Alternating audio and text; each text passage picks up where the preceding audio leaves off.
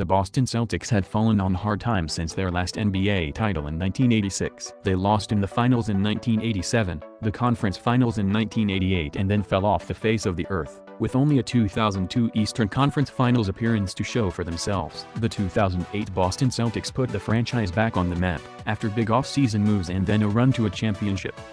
It all started on May 22, 2007, when the ping-pong balls didn't bounce favorably for the Boston Celtics. With a 19.9% chance of winning the NBA draft lottery, the Celtics faced their worst-case scenario, in which they were chosen for the 5th overall draft selection. A little over a month later, on the day of the 2007 NBA draft, the Celtics agreed to a trade with the Seattle Supersonics that sent the 5th pick, along with Wally Szczerbiak and Delonte West, to Seattle in exchange for three-point marksman Ray Allen.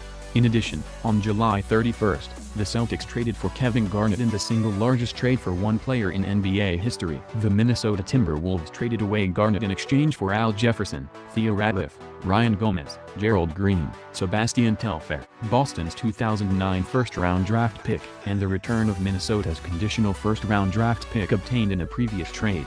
Through the draft day dealing of Ray Allen in the largest trade for one player in NBA history, the Boston Celtics had formed the Big Three of Paul Pierce, Kevin Garnett, and Ray Allen.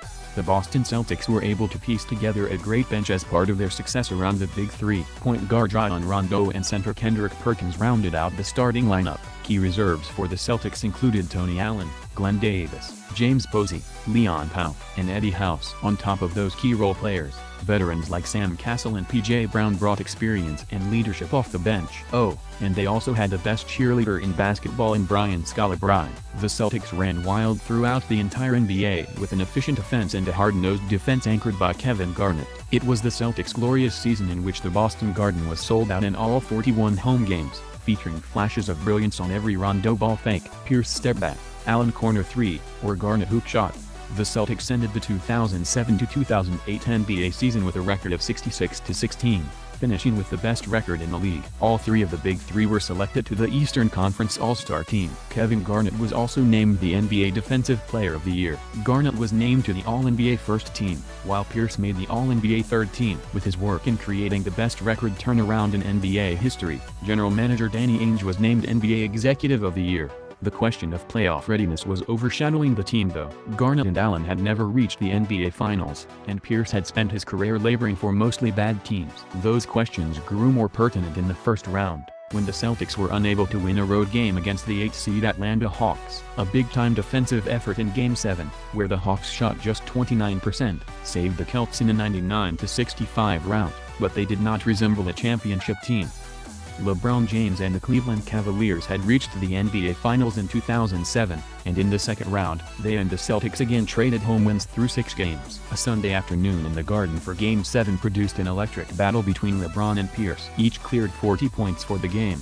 The Detroit Pistons were in their 5th straight conference finals, and had the 2004 NBA championship under their belt. They brought Boston what seemed like the worst nightmare. The Pistons got a win on the Garden floor in Game 2. For the first time in this postseason, the Celtics would have to win on the road. May 24, 2008 isn't a fabled date in Boston sports lore, but perhaps it should be. That's the night of Game 3 in Detroit, and it was here that you can argue that a 5-year run of Big Three success truly began. 6 players scored in double figures for the Celtics. Garnett and center Kendrick Perkins combined for 23 rebounds, and Boston controlled the boards. They led by 17 at the half and won 94-80. Just when it was needed most, the Celtics looked and acted like a team tough enough to go the distance. For good measure, Boston then came back to Detroit for Game 6 with a 3-2 series lead and locked up the East on the enemy's turf. Trailing by 8 after 3 quarters, the Celtics won the fourth quarter 29-13, with Pierce knocking down 27 points. A championship team had come together before our very eyes.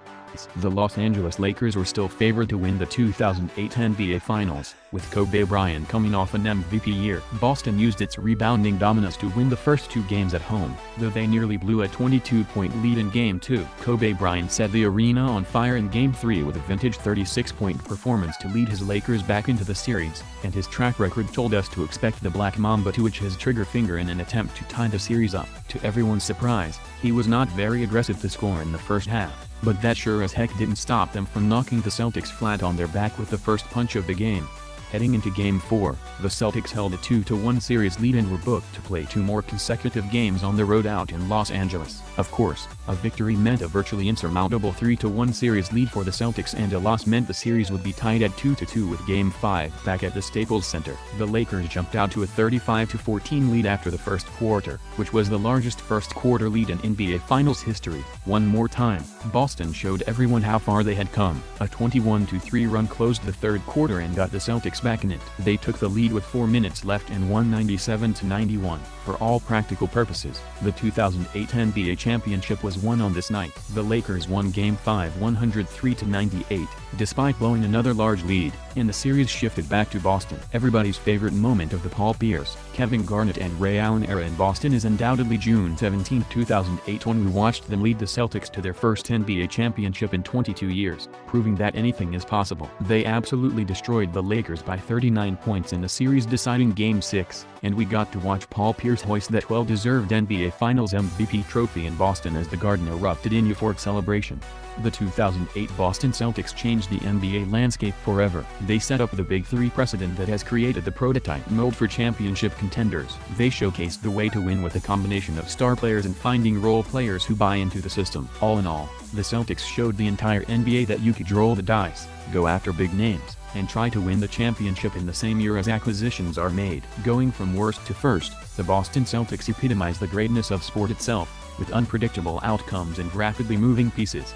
As the 2008 championship Celtic era has officially closed, you must reflect on the beautiful basketball that was on display every night at the Boston Garden. Remember the passion of Kevin Garnett and every clutch shot that Paul Pierce made down the stretch of games. Remember every ride-on Rondo drive and kick to an open Ray Allen, who never seemed to miss that entire season. That entire magical season in Boston with a Celtics team that will go down as one of the best in NBA history.